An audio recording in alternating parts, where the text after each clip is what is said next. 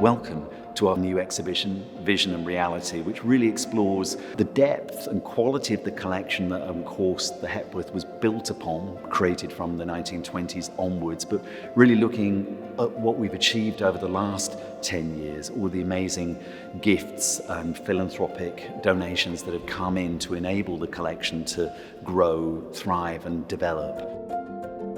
You're going to have just such an amazing experience seeing some really inspirational works of art, some old favourites that people will know going back decades from the collection in Wakefield, and so many new things that have come in over recent years too, having an amazing dialogue with one another.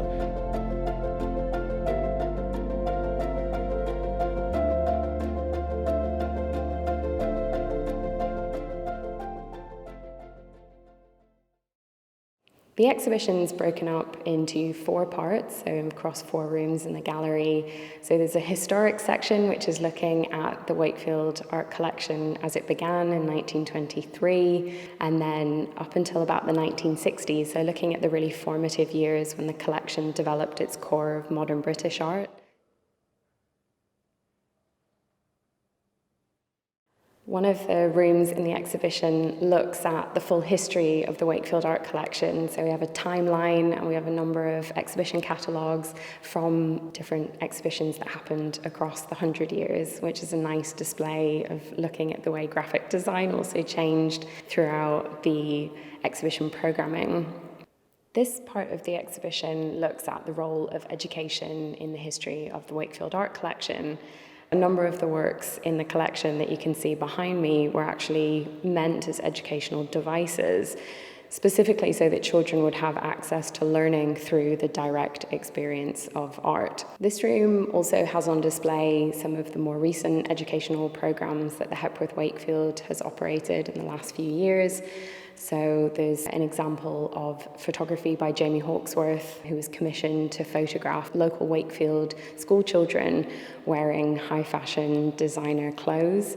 A display in this room also looks at the school prints program, which the Hepworth Wakefield revived a number of years ago. So we have one of the earliest school prints that was made by Henry Moore, which is really exciting to put on display next to some of the more recent prints that the Hepworth Wakefield commissioned from a number of artists, including 6 new prints. So we're really thrilled to have a lot of new work in this gallery, as well as some more historic work.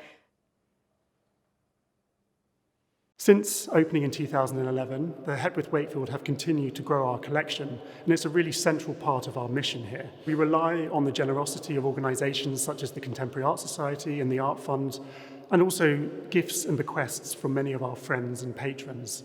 So we're delighted to be continuing to acquire works, and we celebrate the new gifts to the collection here in the final gallery by Ronnie Duncan, a long-term friend of the gallery, Tim Sayer and Anne-Marie Norton, who bequeathed many works to us 5 years ago. And earlier in the year, we were delighted to announce a bequest from Terry Bacon and John Oldham, who are offering the gallery over 100 works from their phenomenal collections of ceramics, painting and works on paper. We're particularly pleased to be presenting 43 works by ceramicist John Ward, who they've been collecting for over 40 years. This phenomenal gift, the largest body of his work in any public collection in the UK, will offer our audiences an opportunity to really see the work of this potter in great depth. During lockdown, we were delighted to have been awarded a Rapid Response Fund grant from the Contemporary Art Society to acquire a work by Roseanne Robertson. Roseanne is an artist that we've worked with over the last couple of years, and we were awarded a group of works that explore the way in which they are exploring the landscape, their own queer body, and its relationship to these kind of elemental forms of the West Cornwall coast. The most recent gift to the collection, which only arrived in the last couple of weeks, in fact, is a new painting by the artist Jade Fadajutami. And Jade is a young painter who explores both figurative and abstract forms. There's an incredible intensity to the way she paints. This past year has been a really difficult one for all of us, but what it has made us realise more than anything is that the collection is really at the heart of what we do, and it really is our role to grow that collection for future generations.